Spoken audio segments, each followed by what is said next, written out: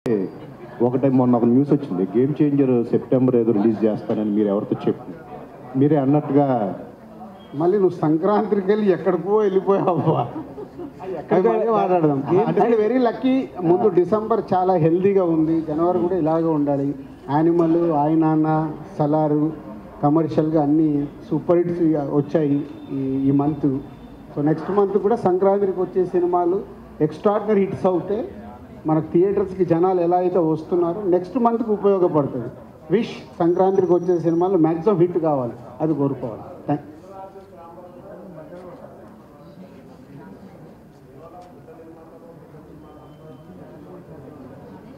ఎందుకు జరగదు? ప్రతి మీటింగ్లో జరగదు. నిర్ణయాలు ఏం జరగవు. నిర్ణయాలు ఏంటి? ఉన్న అయింది 4 నెలలు. 4 నెలలు అద్భుతాలు చేయడానికి ఏమన్నా నేను సీఎంనా? కాదుగా. నేను సంతకం పెట్టగానే జరగడానికి. నేను జస్ట్ ఛాంబర్ ప్రెసిడెంట్. జరిగిన 4 మీటింగ్లు హెల్తీగా జరిగాయి. సార్, మీరు మామూలుగా మీ హ్యూమిలిటీతోనో లేకపోతే మీ సంస్కారంతోనో నేను ఎవడు దిల్ రాజు ఏమైనా సీఎం అని మాట్లాడుతున్నారు, కానీ బట్ సినిమా ఇండస్ట్రీలో ఏ ఆఫీస్కి వెళ్ళినా దిల్ రాజు గారు ఏమన్నారు, దిల్ రాజు గారు ఏం అనబోతున్నారు, దిల్ రాజు గారు ఏం అనొచ్చు, దిల్ రాజు గారు ఏమంటే మనం ఏ రకంగా ముందుకు వెళ్ళొచ్చు, ఇలాంటి వాటి మీద చర్చలు జరుగుతున్నాయి. వాటికి మేము ప్రత్యక్ష సాక్షులు. నన్ను ఇప్పుడు 40 ఫ్రీట్ కేన్ ఎక్కిచ్చేసారు. కాదని మనం ఏ జర్నలిస్ట్. Thank you. మీకు మీ అందరికి నా పైన అంత రెస్పెక్ట్, గౌరవం ఉన్నందుకు థ్యాంక్ యూ.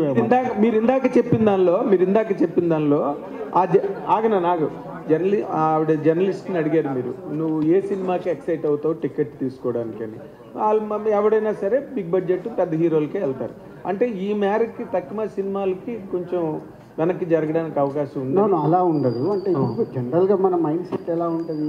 నేను మన సలార్ ఉంది, నిద్రపోకుండా 1 గంటకి సినిమాకి వెళ్ళాలి శ్రీరాములకి. మనకి ఎగ్జైట్మెంట్ ఉంటుంది.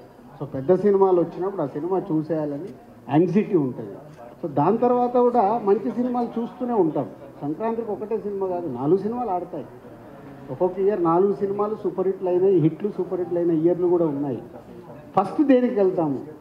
దేనికి క్రౌడ్ పుల్లింగ్ ఉంటుంది, దేనికి టికెట్ల డిమాండ్ ఉంటుంది, దాన్ని బట్టే థియేటర్లు ఫైనల్ అవుతుంది. సార్, ఒక క్వశ్చన్. అది మీ స్టోరీ, నా స్టోరీ కాదు. నాకు తెలియని స్టోరీ కొత్తగా చెప్తున్నా. ఎక్కడ దాదాపు 60 crores ప్లస్ ఉంది గ్రాస్.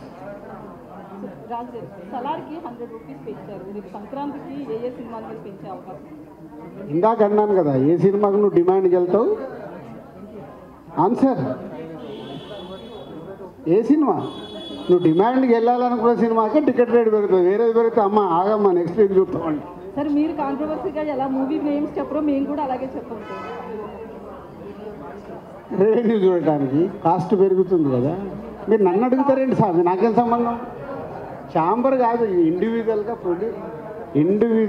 ప్రొడ్యూసర్ పెద్ద సినిమా బడ్జెట్లు అయినప్పుడు టికెట్ రేట్లు అడుగుతారు, పెంచుతారు, అలాగే పెరుగుతాయి. అన్ని సినిమాలకు కాదు కదా.